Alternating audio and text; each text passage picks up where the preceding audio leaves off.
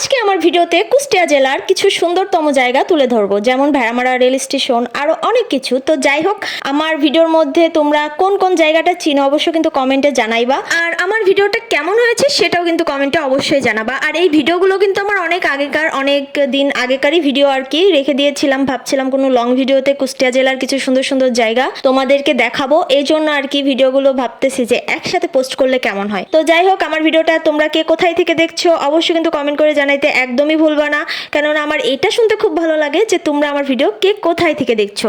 আর কুষ্টিয়া জেলা হলে তো কোনো কথাই না ভাই, ওরা ভিডিওটা শেয়ার করে দিবা, ঠিক আছে? আর আমি যে সকল জায়গা তোমাদের দেখাচ্ছি, আমি জানি যে কুষ্টিয়া জেলা ভেড়ামারার মধ্যে যাদের বাড়ি বা কুষ্টিয়া জেলার মধ্যে যাদের বাড়ি, তারা একবার হলেও এই সকল জায়গাতে একবার করে হলেও ভ্রমণ করছে আই থিঙ্ক, কেননা আমি যেগুলো জায়গাগুলো দেখাচ্ছি এগুলো মানে সব থেকে ভাইরাল প্লেস, ঠিক আছে?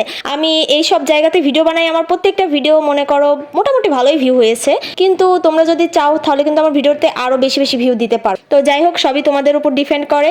আর আমরা হচ্ছে সাধারণত কুষ্টিয়া জেলাকে রিপ্রেজেন্টই করি, যারা ব্লগার আছে কুষ্টিয়া জেলার মধ্যে তারা কিন্তু কুষ্টিয়া জেলাকে রিপ্রেজেন্ট করে, তাছাড়া কিছুই না। তো তোমরা এই সব নিয়ে তো মাথা ঘামাইবা না। আর আমার ভিডিওটা যদি ভালো লেগে থাকে অবশ্যই লাইক কমেন্ট শেয়ার করতে একদমই ভুলবা না। তো আজকের ভিডিও এ পর্যন্তই, সবাই ভালো থেকো, সুস্থ থেকো, আল্লাহ হাফেজ।